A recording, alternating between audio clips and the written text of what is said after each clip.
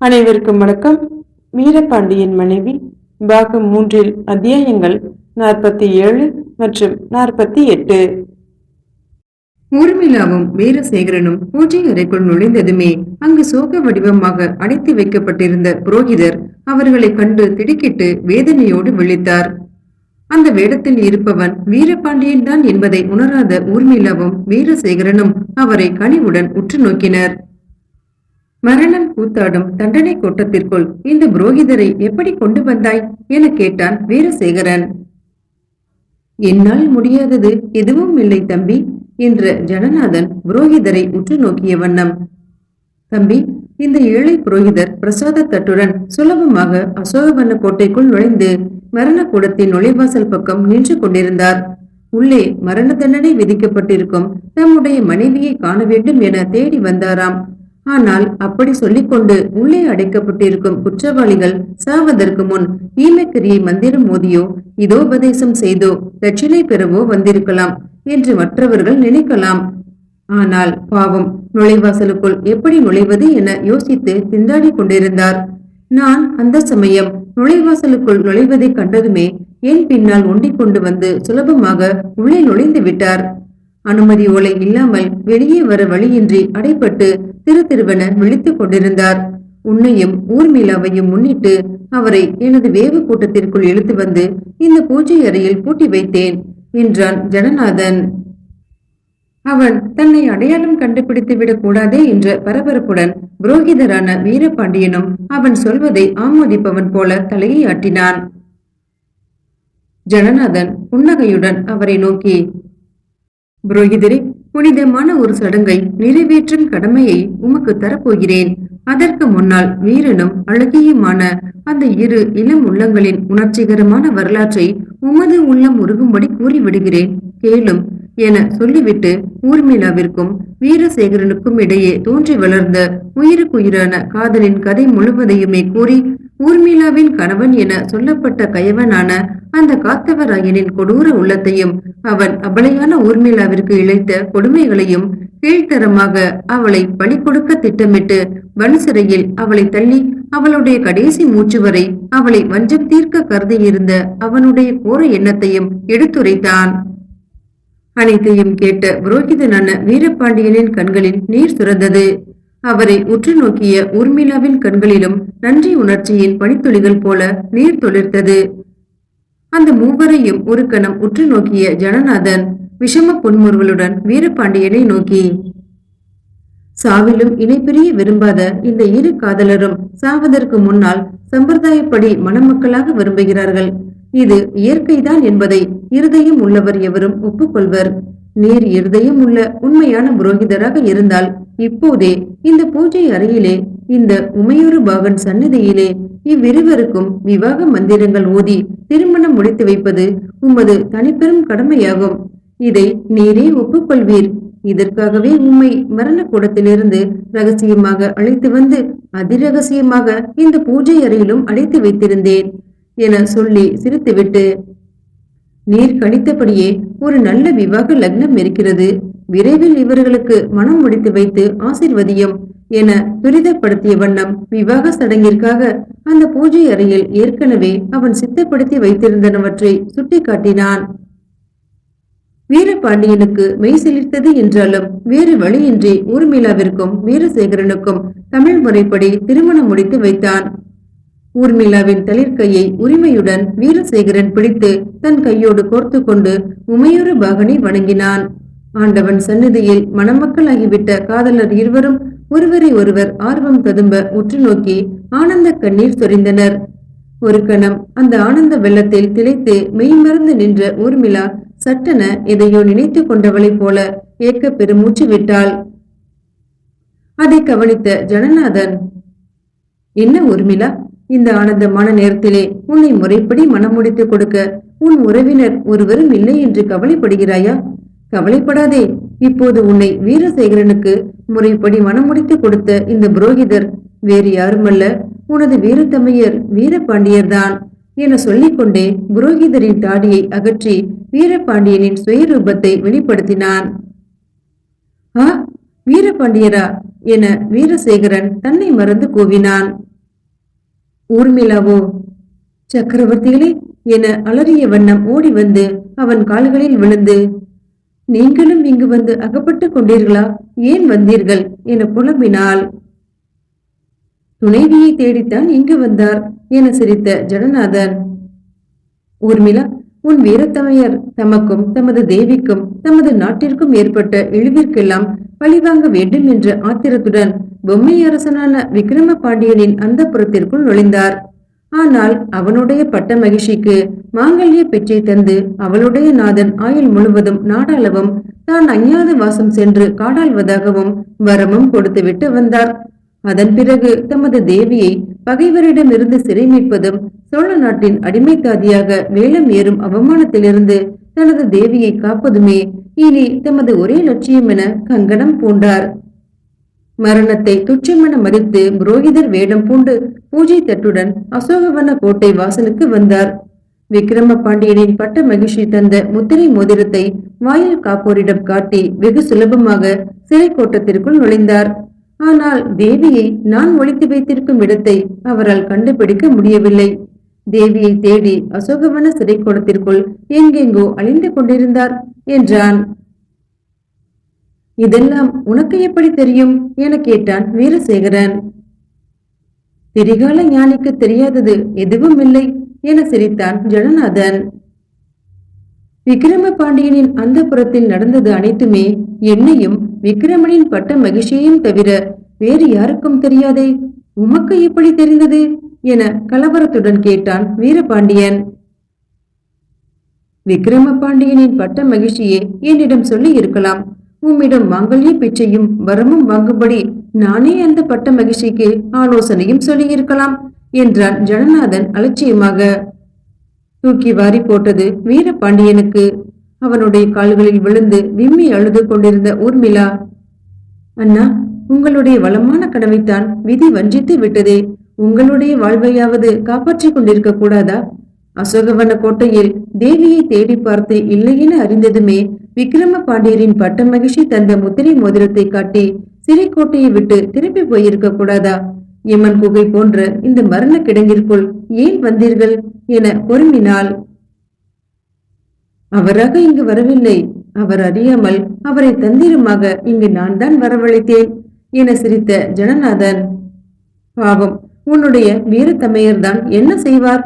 இப்போது மதுரையிலேயே அதிக காவலுடன் அதிக பாதுகாப்பான இடம் தன்னலை கோட்டத்தில் உள்ள இந்த மரண கிடங்குதான் என்றும், அதனால் தேவியை இங்குதான் வேலத்திற்கு அழைத்துச் செல்லப்படும் நாள் வரை நான் வைத்திருப்பதாகவும் பராபரியாக ஒரு வதந்தியை வீரபாண்டியரின் காதுக்கு நான் தான் எட்டும்படி செய்தேன். பாவம், அந்த அசகாய சூரர் புரோகிதர் வேடத்துடன் இந்த மரண கூடத்தின் நுழைவாசல் அருகே வந்து நின்றார். அவருக்கு வழிகாட்டி போல நான் உள்ளே நுழைந்ததுமே என்னை பின்தொடர்ந்து வெகு சுலபமாக வந்தார். அண்ணா, கடைசியில் விதி உங்களையும் இப்படி வஞ்சித்து விட்டதே என கதறினாள் ஊர்மிளா. விதியின் வஞ்சனை என்பதை விட விதிக்கும் விதியாகும் ஜனநாதனின் சதி என சொல்வது பொருத்தமாக இருக்கும் என்றான் ஜனநாதன். வீரபாண்டியரை ஏன் இவ்வாறு சூழ்ச்சியாக கொண்டு வந்து இங்கு அடைத்து வைத்தாய் என வீரசேகரன் ஆத்திரம் கலந்த குரலில் கேட்டான். பகைவரை ஏன் தந்திரமாக அடைத்து வைத்தாய் என சோழ நாட்டு மாவீரனா கேட்கிறாய்? உனக்கும் ஊர்மிளாவிற்கும் இதே இடத்தில் விவாகம் முடிக்க மிக பொருத்தமான ஒரு புரோகிதர் தேவைப்பட்டதால் தான் இந்த பூஜை அறையில் அவரை கொண்டு வந்து அடைத்து வைத்தேன் என்றான் ஜனநாதன். வீரபாண்டியனோ பரிவுடன் ஊர்மிளாவின் கண்ணீரை துடைத்து, என் கதியை பற்றி நான் கவலைப்படவில்லை. பகைவரின் அடிமைத்தாதியாக அவமானத்தில் இருந்த தேவியை காப்பாற்ற முடியவில்லையே என்ற ஆத்திரமும், தேவியை என்ன முயன்றும் கண்டுபிடிக்க முடியவில்லையே என்ற ஏக்கமும் என் நெஞ்சை அணு அணுவாக கொள்கிறது என்றான். வீரபாண்டியரே, தேவியை சோழ நாட்டிற்கு பத்திரமாக கொண்டு போய் வேலமேற்றும் பொறுப்பை என்னிடம்தான் எங்கள் ராஜதந்திரிகளின் சபை ஒப்படைத்திருக்கிறது. அதில் எல்லாம் வல்ல என்னை வெல்வதற்கு யாராலும் முடியாது. தேவியை நான் ஒளித்து வைத்திருக்கும் இடத்தை திருமாலே வராக அவதாரம் எடுத்து வந்து பூமியை குடைந்தாலும் கூட கண்டுபிடிக்க முடியாது என்றான் ஜனநாதன். ஒருவேளை தேவி இருக்கும் இடத்தை கண்டுபிடித்து விட்டால் தேவியை வீரபாண்டியரால் மீட்டுவிட முடியும் அல்லவா என வீரசேகரன் கேட்டான். முடியும் என்றான் அலட்சியமாக ஜனநாதன். அப்படியானால் தேவியை நீ மறைத்து வைத்திருக்கும் இடத்தை உன் உயிர் போனாலும் சொல்ல மாட்டாய். இல்லை, எனக்கென்ன பயம், அதையும் சொல்லுவேன். தேவியை எப்படி தந்திரமாக சோழ நாட்டிற்கு கொண்டு போக போகிறேன் என்பதையும் சொல்லுவேன். வீரபாண்டியர் என்ன தந்திரமாக நடந்து கொண்டால் தேவியை வெற்றிகரமாக மீட்க முடியும் என்கிற வழியையும் கூட சொல்லுவேன். நிஜமாகவா என ஆவலுடன் கேட்டான் வீரசேகரன். ஆமாம், வீரபாண்டியரே கவனமாக கேட்டுக்கொள்ளும் என சொல்ல ஆரம்பித்தான். நான் அசோகவன கோட்டையில்தான் ஓரிடத்தில் தேவியை பத்திரமாக மறைத்து வைத்திருக்கிறேன். மதுரைக்கு விஜயம் செய்திருக்கும் எங்கள் சோழ மகாராணியாரும் அதே அசோகவன கோட்டையில்தான் பத்திரமான இடம் என்று கருதி தங்கி இருக்கிறார். எங்கள் மகாராணியார் மூடு வண்டியில் காவலர் புடை சோழ நாட்டிற்கு புறப்படும் அதே தினத்தன்றுதான் தேவியின் மூடு வண்டியும் சோழ நாட்டிற்கு புறப்படும். நாளை 3 மூடு வண்டிகள் சற்று முன்பின்னாக புறப்பட போகின்றன. அவற்றில் ஒரு மூடு வண்டியில்தான் தேவியை ரகசியமாக அனுப்ப ஏற்பாடு செய்திருக்கிறேன். ஆனால் அது எந்த மூடு வண்டி என்பது என்னை தவிர வேறு எவருக்கும் தெரியாது என சொல்லும் போதே வீரசேகரன் இடையில் குறுக்கிட்டு, அது எந்த மூடு வண்டி என கேட்டான். பொன்னிற புலிக்கொடி கட்டிய மூடு வண்டியில்தான் தேவியை ரகசியமாக அனுப்பப் போகிறேன் என சிரித்த ஜனநாதன், அந்த மூடுவண்டி சோழ நாட்டு எல்லையை அடைவதற்குள் வழியில் வீரபாண்டியன் கட்சியினர் திரண்டு வந்து தாக்கி தேவியை மீட்க விரும்பினால் அதில் சோழ மகாராணிதான் போகிறாள் என எண்ணி அதை தாக்காமல் வேறு வண்டிகளை தாக்க போய்விடுவார்கள் அல்லவா? அதனால் தான் அந்த தந்திரம் செய்தேன். அந்த மூடுவண்டி நாளை சூரிய உதயமாவதற்குள் விடியல் சாம இருளில் அசோகவன கோட்டையிலிருந்து ஓசைப்படாமல் புறப்பட போகிறது. அந்த வண்டியை ஓட்டிச் செல்ல போகும் சாரதி என் நம்பிக்கைக்கு பாத்திரமான ஒரு கிழவன். இன்று இரவு முழுவதும் அவன் அசோகவன கோட்டையில் காவலர் விடுதியை அடுத்துள்ள 3வது மடுச்சாவடியில் நன்றாக குடித்துவிட்டு சுயநினைவே இல்லாமல் தள்ளாடி கொண்டிருப்பான். அந்த நிலையில் வீரபாண்டியர் அவன் மண்டையில் திடீரென அடித்து அவனை மூர்ச்சையடைய செய்து மதுச்சாவடியின் பின்புறம் உள்ள சாக்கடை குழியில் ஒருவருக்கும் தெரியாமல் கட்டி போட்டு மூடி வைத்துவிட்டு அவனுடைய ஆடைகளை எடுத்து அணிந்து கொண்டு அந்த கிழவனைப் போல மாறு வேடம் தரித்து கொண்டால் தேவியின் மூடுவண்டிக்கு சாரதியாகி வெகு சுலபமாக அதை வெளியே ஓட்டிக்கொண்டு செல்லலாம். ஆனால் அசோகவன கோட்டைக்கு வெளியே அந்த மூடுவண்டிக்கு காவலாக வருவதற்கு ஏகவாசகரின் 500 போர் வீரர்கள் ஆயுத பாணிகளாக காத்திருப்பார்கள். மதுரை கோட்டையை தாண்டி சோழ நாட்டை நோக்கி மூடுவண்டி செல்லும் போது விக்கிரமனூர் வரை சோழ வீரர்கள் வரிசையாக அணிவகுத்து நின்று காவல் புரிந்து கொண்டிருப்பார்கள். அதே நிலையில் விக்கிரமனூர் வரை வீரபாண்டியரே தேவியின் மூடு வண்டியை ஓட்டிச் சென்றாலுமே வீரபாண்டியனின் கட்சியினர் முழுவதும் ஒன்றாக திரண்டு வந்து தாக்கினாலும் தேவியின் மூடு வண்டியோடு வீரபாண்டியர் தப்பிச் செல்ல முடியாது. ஆனால் விக்கிரமனூருக்கு அப்பால் காட்டுப்பாதையும் மலை பிராந்தியங்களும் ஆரம்பிக்கின்றன. அங்குள்ள காட்டு ஜனங்களும் வன வேடர்களும் தேவியை தெய்வமாக கருதி வீரபாண்டியரின் கட்சியை ஆதரிப்பவர்கள். அவர்களோடு வீரபாண்டியரின் கட்சியினர் முழுவதும் சேர்ந்து கொண்டு சோழிய காவலர் படைகளை தாக்கினால் தேவியின் மூடு வண்டியோடு வீரபாண்டியர் வெகு சுலபமாக தப்பி சென்று விட முடியும்.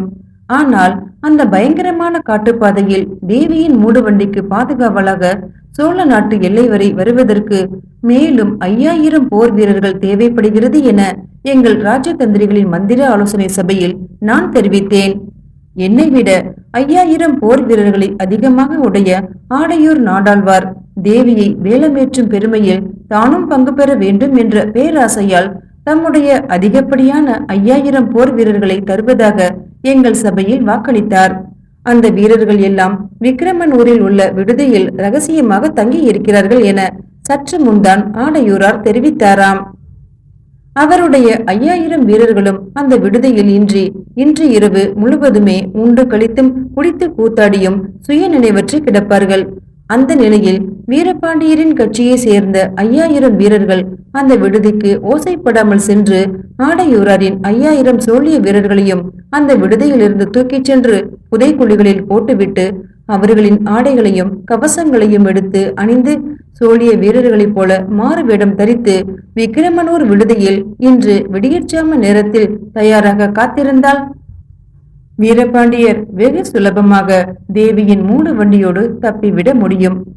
ஆனால் இந்த செய்தியை வீரபாண்டியரின் கட்சியினருக்கு எப்படி எட்ட விடுவது என்ற ஒரு கேள்வி பிறக்கிறதல்லவா? அதற்கும் ஒரு வழி இருக்கிறது. அசோகவன கோட்டையில் உள்ள 3வது கள்ளுக்கடைக்காரனான சித்தையன் என் போல வீரபாண்டியரின் ஆட்சி காலத்தில் ஒற்றுப்படை அதிகாரியாக திகழ்ந்தவன். அவனிடம் வீரபாண்டியர் இப்போதே சென்று தம்முடைய திட்டத்தை தெரிவிப்பார். ஆனால் அவன் கல்லும் பதநீரும் எடுத்து ஊருக்குள் செல்பவனைப் போல கல்வண்டியை ஓட்டிக்கொண்டு வெளியே சென்று வீரபாண்டியரின் கட்சியினருக்கு தெரிவித்து விடுவான் என்றான் ஜனநாதன். இவ்வளவையும் கேட்டுக்கொண்டிருந்த வீரபாண்டியனின் ஏங்கிய முகமும் ஊர்மிளாவின் அழுகை முகமும் பிரகாசத்தால் மலர்ந்தன. நம் வீரபாண்டியர் இவ்வளவும் செய்தால் வெகு சுலபமாக தேவியின் மூடு வண்டியை ஓட்டிச் சென்று தேவியை காப்பாற்றிவிட முடியும் அல்லவா என்றான் வீரசேகரன். முடியும். ஆனால் உன் வீரபாண்டியர் முதலில் இந்த மரணக்கூடத்தை விட்டு வெளியேற முடிந்தால் அல்லவா மற்றது எல்லாம் முடியும். அனுமதி ஓலை இல்லாமல் என்னை கூட வெளியில் காவல் புரியும் முத்திரையனின் ஆட்கள் மரணக்கூடத்தை விட்டு வெளியேற விடமாட்டார்களே என்றான். ஒரே ஒரு நபர் வெளியேறுவதற்குரிய அனுமதி ஓலை என்னிடம் இருக்கிறது என உற்சாகமாக கூறிய வீரசேகரன் தன் கையில் இருந்த அனுமதி ஓலையை வீரபாண்டியனிடம் கொடுத்து, இதை வெளியில் காட்டி இப்போதே வெளியில் விரைந்து சென்று விடுங்கள் என்றான். உன்னுடைய அனுமதி ஓலையை நான் வாங்கிக் கொண்டு உன்னை இந்த சாவு கிடங்கில் தள்ளிவிட்டு நான் வெளியேறுவதா?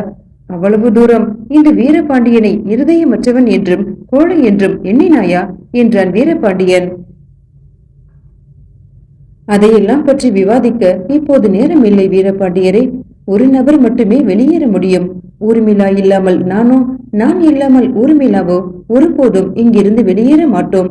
தேவியை முன்னிட்டாவது நீங்கள் வெளியேறத்தான் வேண்டும்.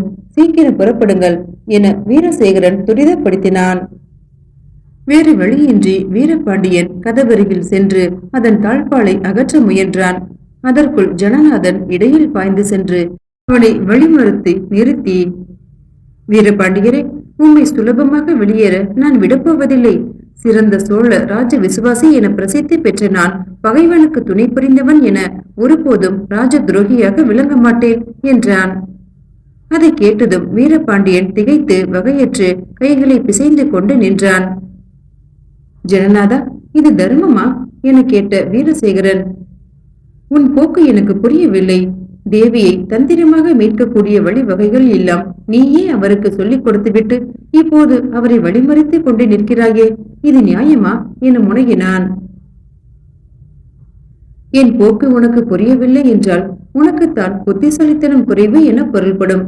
வீரபாண்டியர் இந்த மரண கோட்டத்தை விட்டு சுலபமாக வெளியேற முடியாது என்ற நம்பிக்கையால் தான் அவர் வெளியேறிய பிறகு தேவியை மீட்பதற்குரிய சுலபமான வழிவகைகளையும் பல ரகசியங்களையும் வரட்டு ஜம்பத்தினால் வெளியிட்டேன் என ஜனநாதன் சிரித்தான். அப்படியானால் வீரபாண்டியருக்கு வழிவிட போவதில்லையா? ஆம், சுலபமாக வழிவிட போவதில்லை. என் கண் முன்னால் சோழியரின் விரோதி வெகு சுலபமாக வெளியே செல்ல முடியாது. என் அரசியல் அந்தஸ்திலோ செல்வாக்கிலோ எனக்கு கிடைக்கப் போகும் பரிசுகளிலோ பதவி உயர்வுகளிலோ ஒரு சிறிதும் விட்டு கொடுக்க மாட்டேன். என்னுடைய சகாவும் போட்டிக்காரருமான ஆடையூர் நாடாழ்வாரின் கை என்னை விட ஓங்க விட மாட்டேன் என்றான். உனக்கு சிறிதாவது இருதயம் இருந்தால் வீரபாண்டியரின் நிலையை யோசித்து பார். அவர் நமது சோழ நாட்டின் பகைவர் என்றாலும் நம்முடைய பகை அவருடைய அரசியல் லட்சியத்தின் மீதே தவிர தனிப்பட்ட நபர் மீது அல்ல. இப்போது அவர் தம்முடைய அரசியல் கனவுகள் அனைத்தையுமே தியாகம் செய்து அஞ்ஞாத வாசம் புரியவும் சித்தமாகி மரணத்திற்கும் துணிந்து இந்த மரண கோலத்திற்குள் நுழைந்து தம்முடைய தேவியை மீட்பது ஒன்றுதான் இனி தன் வாழ்நாளின் ஒரே லட்சியம் என கொண்டிருக்கிறார். அந்த உன்னத லட்சியத்தையும் அழித்து விடாதே என்றான் வீரசேகரன். அதற்காக என் லட்சியத்தை இழக்க முடியாது தம்பி. சூழ்ச்சியே உருவான உன்னுடைய லட்சிய பேச்சை நான் ஏற்றுக்கொள்ள முடியாது. அவர் இங்கிருந்து செல்வதற்கு சீக்கிரம் வழியை விடு என்றார் வீரசேகரன். இப்போது அவருக்கு நான் வழிவிட்டால் என் சொல்லி மாறிவிடுமே. உன் காதலை முன்னிட்டு நீ ராஜ துரோகியாகலாம். சகலத்தையும் இழந்து காதலியோடு சாகவும் தயாராக நிற்கலாம். ஆனால் நான் எதை முன்னிட்டும் பகிரங்கமாக ராஜ துரோகியாக விளங்க மாட்டேன். என்னுடைய அரசியல் செல்வாக்கையும் எனக்கு கிடைக்கப் போகும் பட்டம் பதவிகளையும் ஓர் அணுவளவு கூட பறிகொடுக்க மாட்டேன். உன்னை போல நானும் ஒரு முட்டாள் அல்ல என சிரித்தான் ஜனநாதன். அப்படியானால் வீரபாண்டிய சக்கரவர்த்திகள் இந்த மரணக்கிடங்கிலே அடைப்பட்டு கிடக்க வேண்டுமா? தண்டனை தினத்தன்று அவரும் கொலைக்களத்திற்கு இழுத்துச் செல்லப்பட்டு மதையானையின் காலுக்கு பலியாக வேண்டுமா என ஊர்மிளா அலறினாள். மறுகணம் ஆண்டவனை நோக்கி அபயமின்றி ஓடும் அனாதை போல ஊர்மிளா பாய்ந்து சென்று ஜனநாதனின் கால்களில் விழுந்து, எனக்கு இந்த உலகத்தில் உள்ள ஒரே உறவு என் வீரத்தமையர் வீரபாண்டிய சக்கரவர்த்திகள்தான். சகலத்தையும் இழந்து நிற்கும் அவரை சாவிற்கு விருந்தாக்கி விடாதீர்கள். என் மீதாவது இரக்கம் வைத்து கொஞ்சம் கருணை காட்டுங்கள் என கெஞ்சி கதறினாள். கருணை என்பது பலவீனத்தின் ஆயுதம். அதை நான் பொருட்படுத்துவதில்லை. பெண்ணின் கண்ணீரை பொருட்படுத்தக்கூடிய முட்டாளும் நான் அல்ல என்றான் ஜனநாதன். உங்கள் அருமை நண்பரான வீரசேகரனை உத்தேசித்தாவது எனக்கு இந்த உதவியை செய்யுங்கள் என மீண்டும் ஊர்மிளா பதைத்தாள். பெண்ணே, இந்த ஜனநாதன் சுயநல நோக்கம் இல்லாமல் சொந்த நண்பனுக்கு கூட ஒரு சிறு உதவியும் செய்ய மாட்டான் என்பது உலக பிரசித்தி. இது உனக்கும் தெரிந்திருக்குமே என்றான். ஜனநாதா, கண்ணீரிலே விளையாட எண்ணாதே. வீரபாண்டியர் வெளியே செல்ல இப்போது வழிவிடப் போகிறாயா இல்லையா என வீரசேகரன் கூவினான். வீணாக கத்தாதே. வாழ்நிலை கண்டான் ஜனநாத கச்சிராயன் என உலக பிரசித்தி பெற்ற வாழ் இருக்கும் வரை வீரபாண்டியரை வெளியே செல்ல விடமாட்டேன். என்னை வெல்ல உன் வாய்க்கும் பலமிராது, உன் வாளுக்கும் பலமிராது என ஜனநாதன் வம்பு சட்டைக்கு இழுப்பவன் போல ஏளனமாக சொன்னான். மதுரையை வென்ற என் வெற்றி வாள் இப்போது என் கையில் இருந்திருந்தால் நீ வழிமறிக்கும் வீரபாண்டியருக்கு என் வாள் முனையாலேயே வழி திறந்து விடுவேன். இதுவரை உயிருக்கு உயிரான நண்பர்களாக இருந்த நாம் உயிர் போகும் வரை விரோதிகளாக மாறி வாள் பொறிடவும் தயங்க மாட்டேன் என வீர ஆவேசமாக முழங்கினான் வீரசேகரன். ஜனநாதன் அலட்சியமாக சிரித்துக் கொண்டே, என்னுடைய பிரசித்தி பெற்ற வாளுக்கும் வேலை கொடுத்து வெகு நாட்களாகி விட்டது. என்னுடைய நவரத்தினம் பதித்த அந்த வீரவாள் வெகு காலமாக துருப்பிடித்துதான் கிடக்கிறது. அதை உன்னை போன்ற ஒரு மகா வீரனின் வாழ்முனையில் தான் தீட்ட வேண்டும் என்று நானும் எண்ணியிருந்தேன். இப்போது அதற்கு அருமையான சந்தர்ப்பம் கிடைத்திருக்கிறது என சொன்ன அவன் தனது நவரத்தின வாளை உருவி ஒரு கையில் பிடித்துக்கொண்டு மற்றொரு கையால் அங்கு ஒரு மூலையில் கிடந்த பளபளவென மின்னும் வாள் ஒன்றை எடுத்து வந்து, இதோ மதுரையை வென்ற உன்னுடைய வெற்றி வாள். இதை நீ என்னுடன் வாள் போரிடுவதற்காக நான் எடுத்து வைத்திருந்து இந்த பூஜை அறையில் இதற்கு பூஜை செய்து வந்தேன். ஓசைப்படாமல் நாம் வாள் போரிட்டு இப்போதே பலப்பரீட்சை நடத்தி விடுவோம் என்றான். கடைசியாக சொல்கிறேன் ஜனநாதா, வீரபாண்டியருக்கு வழியை விடு, இல்லையெனில் நண்பனை வீழ்த்தும் பழி விழும் உனக்கு என வீரசேகரன் முழங்கினான். எந்த நண்பன் வீழ்த்தப்பட போகிறான் என்பது இன்னும் கொஞ்ச நேரத்தில் தெரிந்துவிடும் தம்பி என ஜனநாதன் சிரித்தான். கொஞ்ச நேரம் அல்ல, வீரபாண்டியர் இங்கிருந்து வெளியேறி தேவியை நாளை விடியற்சாமத்தில் மூடு வண்டியோடு மீட்டுச் செல்லும் வரை உன்னோடு வாள் பொறிட்டுக் கொண்டே இருப்பேன் என வீரசேகரன் சிம்ம குரலில் கர்ஜித்தான். அதுவரை யாருக்கு மூச்சு இருக்க போகிறதோ பார்ப்போமே என ஜனநாதன் சிரித்துக் கொண்டே உடைவாளை ஓங்கிக் கொண்டு ரகசிய குடத்தின் தாளிட்ட கதவரையே சென்று வீரபாண்டியனை வழிமறித்துக் கொண்டு நின்றான். வீரசேகரன் தன் வாளை ஓங்கிக் கொண்டு அவன் முன் பாய்ந்து குதித்தான். அதன் பிறகு அந்த ரகசிய குடத்தில் மரண போராட்டம் போல இருவருக்கும் இடையே உக்கிரமான வாழ்போர் ஆரம்பமாயிற்று. அதன் முடிவு என்ன ஆகுமோ என வீரபாண்டியன் கைகளை பிசைந்து கொண்டு நின்றான். வீர மரணம் முதலில் வீரபாண்டியனுக்கா அல்லது வீரசேகரனுக்கா என்னும் விதியை சற்று நேரத்தில் ஜனநாதனின் வீரவாள் நிர்ணயித்து விடும் என்று பயந்தே ஊர்மிளா அதை காண்பதற்கு விரும்பாமல் தன் இரு கண்களையும் இறுக மூடிக்கொண்டாள். வீரசேகரன் வெல்ல மாட்டானா என்கிற அற்ப ஆசை கூட அவளுடைய இதயத்தின் இயக்கத்திலே எழும்ப முடியவில்லை. வாழ்நிலை கண்டான் என்ற பட்டம் பெற்றுள்ள ஜனநாத கச்சிராயனை வாழ்போரில் வெல்ல இந்த வையகத்தில் எவரும் பிறக்க முடியாது என்பது உலக பிரசித்தமானது. இப்போது அந்த ஜனநாதனின் கையில் இருக்கும் வாளோ எத்தனையோ காலமாக வீர தேவதை முன்பு வைத்து பூஜை செய்யப்பட்ட சரித்திர பிரசித்தி பெற்ற வாளாகும். பகைவரும் அதை வழிபடுவதற்கு பாவலர்கள் பலர் அதன் மீது பன்னிடும் பிரபந்தங்கள் பாடியிருக்கிறார்கள். அந்த வாளின் கைப்பிடியில் ஜொலிக்கும் கோடி சூரிய பிரகாசம் உள்ள நவரத்தினங்கள் நவ கிரகங்களுக்கும் பூஜை செய்து பதிப்பிக்கப்பட்டதாகும். அதை ஒரு காட்சி பொருளாக தரிசிப்பதற்கு வீர பரம்பரையினர் எல்லாம் சோழ நாட்டிற்கு திரண்டு சென்றதும் உண்டு. ஜனநாதன் சாமானியமாக அந்த வாளை எடுக்க மாட்டான் என்றும், தவறி அதை அவன் கையில் எடுத்துவிட்டால் அது எதிரியின் தலையை சீவாமல் விடாது என்றும் எவருமே சொல்வார்கள். இவற்றையெல்லாம் எண்ணும் போது ஊர்மிளா தன் கண் முன்பாகவே தனது காதலன் வீர மரணம் அடையும் விதியை காண நேரிடுமோ என்பதை எண்ணி எண்ணி உயிரற்ற கற்சிலையாகவே சமைந்து விட்டாள். ஆனால் வீரசேகரனோ ஜனநாதனின் வீரவாளை பற்றி சிறிதும் கவலைப்பட்டவனாக தெரியவில்லை. தன் காதலியின் தமையனை காக்க தன் நண்பன் என்றும் பாராமல் ஜனநாதனோடு மரண போரிடுகிறோம், இதில் தனது காதலி கண் முன்பாகவே தான் வீர மரணம் அடைய நேரிட்டாலும் அதைவிட பாக்கியம் வேறு இராதே என உற்சாகம் கொண்டிருந்தான். வாள் போரிட்ட வீரசேகரனோ விரைவில் அந்த மரண கிடங்கை விட்டு வீரபாண்டியன் வெளியேறுவதற்கு வழி செய்ய வேண்டுமே என துடித்தான். இன்னும் சிறிது நேரம் சென்றால் மரண கோட்டத்தின் வெளிப்புற வாசலில் இருக்கும் முத்தரையனின் ஆட்கள் இறுதி மணி அடித்து கதவை மூடிக்கொண்டு போய் விடுவார்கள். அதன் பிறகு மறுநாள் பொழுது விடிந்த பிறகுதான் கதவை திறப்பார்கள்.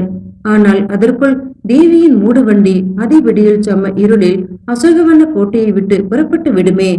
அதற்குள் வீரபாண்டியன் இங்கிருந்து தப்பி தேவியின் மூடு வண்டியை கைப்பற்ற வேண்டுமே. மரண கோட்டத்தின் கதவை மூடும் இறுதி மணி அடிப்பதற்குள் வீரபாண்டியன் எப்படியாவது இந்த ரகசிய கூடத்தை விட்டு கடந்து முத்திரையனின் காவல் படையினரிடம் அனுமதி ஒலையை காட்டி அதி விரைவாக வெளியேறிவிட வேண்டும். காலம் தாழ்த்த தாழ்த்த அவருக்குத்தான் அபாயம் நெருங்கிக் கொண்டிருக்கிறது. ஜனநாதா, இப்போது நீ வீரபாண்டியருக்கு வழிவிடவில்லை என்றால் நாம் இருவரில் ஒருவர் இந்த இடத்தில் வீர மரணம் அடைந்தே தீர வேண்டும். இல்லையெனில் உன் கையில் இருக்கும் அந்த வாளை நீ விட்டெறிந்து விட வேண்டும் என வீரசேகரன் கூவினான். இந்த ஜனநாதன் தானாகவே இந்த வீர வாளை கீழே விட்டு எறிந்தான் என்றால் ஜனநாதன் தோற்றுவிட்டான் என என் சக ராஜதந்திரிகள் அனைவருமே அலாதியான திருப்தி அடைவார்கள். அதற்கு நான் ஒருபோதும் இடம் கொடேன் என சிரித்தான் ஜனநாதன். உன்னை வீழ்த்த முடியாவிட்டால் நான் உயிரிழந்து விடுகிறேன் என்றான் வீரசேகரன். எனக்கு சுயநினைவு இருக்கும் வரை நான் கீழே விழவும் மாட்டேன், என் கையில் உள்ள வாளை கீழே விட்டெறியவும் மாட்டேன், உன் வீரபாண்டியரை வெளியேற விடவும் மாட்டேன். ஆனால் தம்பி, அந்தரங்கமான விஷயம் ஒன்றையும் இதோடு சொல்கிறேன், கேள். என் உச்சி மண்டையில் உன் வாளின் கைப்பிடியினால் மிக மிருதுவாக தட்டினாலே போதும், நான் சுலபமாக பிரக்கை இழந்து மூர்ச்சித்து விழுந்து விடுவேன். அதன் பிறகு நீ வெகு சுலபமாக என் காலையும் கையையும் கண்ணையும் கட்டி போட்டு என் வாய்க்குள் துணியை வைத்து அடைத்து விடலாம். அதன் பிறகு உன் வீரபாண்டியர் வெகு சுலபமாக இங்கிருந்து வெளியேறி விடலாம் என்றான். அவனோடு வாள் போரிட்டுக் கொண்டே வீரசேகரன் அவனை கூர்ந்து நோக்கி, அப்படியானால் உன் பலவீனமான பாகம் உன் உச்சி மண்டையின் மீதா இருக்கிறது, அப்படியா சொல்கிறாய் என கேட்டான். ஆமாம் தம்பி, என்னுடைய பலமெல்லாம் என் மூளைக்குள்ளே இருக்கிறதே தவிர அதன் மேலுள்ள மண்டை ஓட்டில்தான் என்னுடைய பலவீனமான பாகம் அடங்கி இருக்கிறது. ஆனால் சண்டையில் நீ ஜெயிப்பதற்காக எதிரியான கர்ணனின் மார்பு கவசத்தை தானம் கேட்பது போல என்னுடைய மண்டை ஓட்டை நீ தானம் கேட்க முடியாது. நான் எதிர்பாராத சமயம் நிராயுதபாணியாக இருக்கும்போது நீ திடீரென தாக்கி என் தலையில் அடித்தால்தான் நான் மூர்ச்சையாவேன் என மீண்டும் சிரித்தான் ஜனநாதன். நீ சுத்த வீரன், நானும் சுத்த வீரன். ஒருவேளை நீ நிராயுதபாணியாக நின்றாலும் உன்னை திடீரென நான் உன் மண்டையில் அடிக்க மாட்டேன். அது தர்ம யுத்தம் அல்ல என்றான் வீரசேகரன். சண்டை என வந்த பிறகு தர்ம அதர்ம பேச்சுக்கே இடம் இல்லை. நீ வைஷ்ணவன் ஆனபடியால் கீதா உபதேசத்தை நன்றாக உணர்ந்திருப்பாயே. தர்மர் நடத்திய தர்ம யுத்தத்திலே தர்மரின் தம்பி வில் விஜயன் எப்படி எவராலும் வெல்ல முடியாத எதிரியான கர்ணனை ஜெயித்தான் தெரியுமா? போர்க்களத்திலே கர்ணன் ஏறி வந்த தேரின் சக்கரம் சேற்றிலே சிக்கி அமிழ கர்ணன் கீழே இறங்கி தனது ஆயுதங்களை கீழே போட்டுவிட்டு தனது தோளை கொடுத்து தேர் சக்கரத்தை தூக்கும் நேரத்திலே அவனை அம்பெய்து கொள்ளும்படி வில் விஜயனுக்கு உனது கிருஷ்ண பகவான் உபதேசம் செய்தார். அவ்வாறு மட்டும் செய்திராவிடில் அந்த கர்ணனை கடவுளால் கூட ஜெயித்திருக்க முடியாது என்றான். அதை கூர்ந்து சிந்தித்தபடியே வாள் போரிட்ட வீரசேகரன் வெளியே கதவடிக்கும் நேரம் நெருங்கிவிட்டது என பரபரப்புற்றான். அந்த சமயத்தில் ஜனநாதன், "கொஞ்சம் பொறு தம்பி" என கூவி வீரசேகரின் வாள் வீச்சிற்கு சற்று பின்வாங்கி நின்று, "என்னுடைய வாளின் கைப்பிடியில் உள்ள நவரத்தினம் ஒன்று கீழே விழுந்து விட்டது போல் இருக்கிறது. அதை நான் தேடி எடுத்த பிறகு நாம் இருவரும் தொடர்ந்து சண்டை செய்யலாம் என சொல்லிவிட்டு சண்டை செய்யாமல் கீழே குனிந்து இல்லாத ரத்தினத்தை தேடி எடுப்பது போல பாவனை செய்தான். அதே சமயம் வீரசேகரன் சட்டென அவன் மீது பாய்ந்து தனது வாளின் கைப்பிடியால் அவன் தலையில் அடித்தான். அந்த எதிர்பாராத தாக்குதலால் திடீரென மூர்ச்சித்தவன் போல ஜனநாதன் சாய்ந்தான். உடனே வீரசேகரன் அந்த அறையில் கிடந்த ஒரு கயிற்றை எடுத்து அவனின் காலையும் கையையும் கட்டி போட்டான்.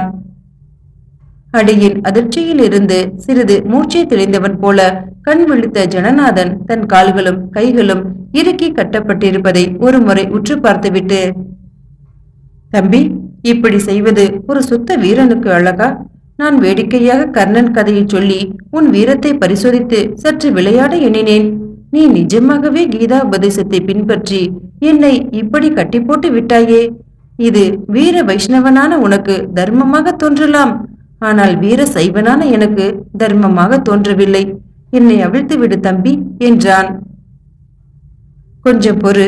வீரபாண்டியர் இங்கிருந்து வெளியேறி இன்று விடியற்சாம நேரத்தில் தேவியின் மூடு வண்டியை கைப்பற்றி ஓட்டிச் சென்று நாளை சூரிய உதயத்தில் விக்கிரமனூர் எல்லையை அடைந்து தேவியை மீட்ட பிறகு உனது கட்டை அவிழ்த்து விடுகிறேன்" என்றான் வீரசேகரன். "அப்படியானால் அதுவரை என்னை இப்படியே கட்டி போட்டு இங்கேயே நீயும் காவல் இருக்கப் போகிறாயா?" "ஆமாம். அதற்குள் வீரபாண்டியர் தன் தேவியை சிறைமீட்டு விடுவார். அவருடைய லட்சியமும் நிறைவேறிவிடும். உன் ஊர்மிளாவும் உள்ள மகிழ்ந்து விடுவாள். ஆனால் தம்பி, நான் உறக்க கூச்சலிடுவேனே." "அப்படியானால் உன் வாயில் துணி வைத்து அடைப்பேன்" என வீரசேகரன் உற்சாகமாக சிரித்துக்கொண்டே அவனின் வாயையும் கட்டிவிட்டு அவன் கண்ணையும் கட்டிவிட்டு ஊர்மிளாவின் அருகில் வந்தான். ஊர்மிளாவின் முகம் அளவில்லாத நன்றி உணர்ச்சியாலும் ஆனந்தத்தாலும் நட்சத்திரங்கள் மின்னும் தங்க தடாகத்தை போல பிரகாசித்தது. வீரசேகரன் தலை குனிந்தவாறு ஒரு புறமாக நிற்கும் வீரபாண்டியரின் அருகில் வந்து, "பாண்டியரே, விரைவில் வெளியேறுங்கள். மரணக்கோட்டத்தின் கதவை அடைத்துவிடப் போகிறார்கள். அதற்குள் வெளியேறி நாளை சூரிய உதயத்திற்குள் எப்படியாவது தேவியை சிறைமீட்டு விடுங்கள்" என்றான். வீரபாண்டியனுக்கு எப்படி தன் நன்றியை வார்த்தைகளால் சொல்வது என்றே விளங்கவில்லை. இரு துளி கண்ணீரை அவன் கைகளுக்கு காணிக்கையாக சிந்திவிட்டு தேவியை சிறைமிக்க வேண்டும் என்பதனாலேயே தன் உயிரை சுமந்து கொண்டு வீரசேகரின் அனுமதி ஓலையுடன் அங்கிருந்து வெளியேறினான். மரணக்கூண்டு எனப்படும் தண்டனை கூடத்தின் வெளிவாசலில் காவல் இருந்த முத்தரையன் அங்கு வந்த வீரபாண்டியனை புரோகிதர் என்றே நம்பி அவனுடைய அனுமதி ஓலையை வாங்கி கொண்டு சுலபமாக வெளியேறும்படி வீரபாண்டியனை அனுமதித்து விட்டான். அங்கிருந்து உயிர் தப்பிச் சென்ற வீரபாண்டியன் அந்த தண்டனை கோட்டத்தில் இருந்து அசோகவன கோட்டைக்குள் வந்தான். அரக்கர்கள் போல சோழிய வீரர்கள் சஞ்சரிக்கும் அந்த கோட்டையில் கனத்த இருள் கவிந்து பயங்கரமான ஒரு சூழ்நிலையை எழுப்பிக் கொண்டிருந்தது. அங்கிருந்து தேவியை மீட்பதற்குரிய திட்டங்களை விரைவில் செயல்படுத்த வேண்டும் என வீரபாண்டியன் துடித்து நின்றான். அப்போது அந்த சிறை மீட்சி சம்பந்தமாக ஜனநாதன் அலட்சியமாகவும் ஜம்பமாகவும் கூறிய பின்வரும் விவரங்கள் அனைத்தையுமே வீரபாண்டியன் மீண்டும் ஒருமுறை சிந்திக்கலானான். அதாவது, அசோகவன கோட்டையில்தான் ஓர் இடத்தில் தேவி பத்திரமாக மறைத்து வைக்கப்பட்டிருக்கிறாள். மதுரைக்கு விஜயம் செய்திருக்கும் சோழ மகாராணியும் அந்த கோட்டைதான் பத்திரமான இடம் என்று கருதி தங்கி இருக்கிறாள். சோழ மகாராணி மூடு வண்டியில் காவலர் புடைசூழ சோழ நாட்டிற்கு புறப்படும் அதே தினத்தன்று தேவியின் மூடு வண்டியும் சோழ நாட்டிற்கு புறப்படும். ஆகையால் இன்று விடியற்சாம இருட்டில் அந்த அசோகவன கோட்டையில் இருந்து ஜனநாதனின் ஏற்பாட்டின்படி 3 மூடு வண்டிகள் சற்று முன் பின்னாக புறப்பட போகின்றன. அவற்றில் ஒரே ஒரு மூடு வண்டியில்தான் தேவி ரகசியமாக அனுப்பப்படுவாள். ஆனால் எந்த மூடு வண்டி என்பது வேறு எவருக்கும் தெரியாது. பொன்னிற புலிக்கொடி கட்டிய மூடு வண்டியில்தான் தேவியை ரகசியமாக அனுப்பப் போவதாக கூறிய ஜனநாதன் அது சம்பந்தமாக மேலும் கூறிய சில விவரங்களையும் இப்போது வீரபாண்டியன் தீவிரமாக சிந்திக்கலானான். அந்த மூடுவண்டி சோழ நாட்டு எல்லையை அடைவதற்குள் வீரபாண்டியனின் கட்சியினர் திரண்டு வந்து தாக்கி தேவியை மீட்க விரும்பினால் சோழ மகாராணிதான் போகிறாள் என எண்ணி வேறு வண்டியை தாக்கப் போய்விடுவார்கள் என நம்பித்தான் அவ்வாறு தந்திரம் செய்திருப்பதாக ஜனநாதன் கூறினானே. அது உண்மையாகத்தான் இருக்க வேண்டும். தேவி கொண்டு போகப்படும் அந்த மூடுவண்டி இன்று விடியல்சாம இருளில் அசோகவன கோட்டையிலிருந்து ஓசைப்படாமல் புறப்பட போகிறது. அந்த வண்டியை ஓட்டி செல்ல போகும் சாரதி ஜனநாதனின் நம்பிக்கைக்கு பத்திரமான ஒரு கிழவன். இன்று இரவு முழுவதும் அந்த கிழவன் இந்த அசோகவன கோட்டையில் காவலர் விடுதியை அடுத்துள்ள 3வது மதுச்சாவடியில் நன்றாக குடித்துவிட்டு சுய நினைவில்லாமல் தள்ளாடி கொண்டிருப்பான் என ஜனநாதன் அலட்சியமாக கூறினானே. அதுவும் உண்மையாக இருக்குமா? அந்த சாவடிக்கு சென்று பார்த்தால் எல்லாமே உறுதியாக தெரிந்துவிடும் என வீரபாண்டியன் எண்ணினான். ஆனால் இந்த திட்டங்கள் அனைத்திலும் ஏதாவது சூழ்ச்சி கருத்து இருக்குமா? அதனால் தன் உயிருக்கும் அபாயம் ஏற்படுமா என்ற பயமும் அவனுக்கு உண்டாயிற்று.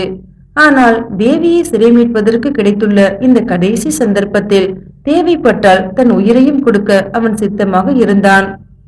தேவி, என் உயிர் உனதென்றோ, உன் விடுதலைக்கு தேவைப்பட்டால் அதையும் கொடுப்பேன் என தன் மனதிற்குள் கூறிக்கொண்டு எது இருந்தாலும் சரி என தீர்மானித்து அந்த மதுச்சாவடியை நோக்கி வேகமாக விரைந்தான்.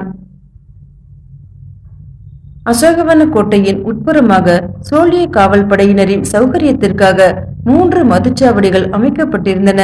3வது மதுச்சாவடியை நெருங்கும் போது குப்பென்ற நாற்றமும் கனத்த இருளில் கரும்பெரும் மிருகங்கள் போல குடித்து கிடக்கும் சோழிய வீரர்களின் உளறல்களும் அவனது முகத்தில் வந்தடிந்தன. அவனை கண்டதுமே அந்த மதுச்சாவடியில் இருந்த ஓர் ஆள், வாரும் புரோகிதரே, இருட்டும் நேரம் பார்த்துதான் இங்கே வந்திருக்கிறீர். இந்தாரும் ஒரு குவளை, இதை குடித்தால் தவம் செய்யாமலே நீ சொர்க்கலோகம் போய்விடலாம் என்றான். உடனே அருகில் இருந்த ஒரு குடியன் குளறிக்கொண்டே, ஓய் புரோகிதரே, இங்கே வாரும், 2 குவளை குடித்தால் நாம் 2 பேரும் சேர்ந்தே கைலாயத்திற்கு போய்விடலாம் என்றான். இவ்வளவு ஏளனங்களையும் அந்த மதுச்சாவடியில் இருந்த துர்நாற்றத்தையும் சகித்து கொண்டு புரோகிதர் வேடத்தில் இருந்த வீரபாண்டியன் சுற்றுமுற்றும் பார்த்தான். அங்கு ஜனநாதனால் குறிப்பிடப்பட்ட கிழட்டுச்சாரதியின் உருவம் எங்குமே தட்டுப்படவில்லை. ஏமாற்றத்தால் வீரபாண்டியனின் மனம் விண்டுவிடும் போல் இருந்தது.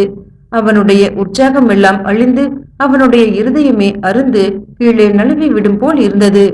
அப்போது உட்புறம் இருந்து போதை மயக்கத்தோடு தள்ளாடி கொண்டே வந்த ஒரு முரட்டு சோழிய வீரன் அந்த புரோகிதரை கண்டதும், ஓய், நீர் புரோகிதர் தானே? உம்மை தேடிக்கொண்டு ஒரு கிழவன் பின்னாலே இருக்கிறான், நீர் வாரும் என அவரை பிடித்து இழுத்தான்.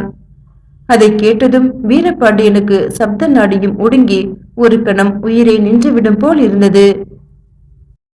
மீண்டும் அடுத்த பதிவில் சந்திக்கலாம். நன்றி.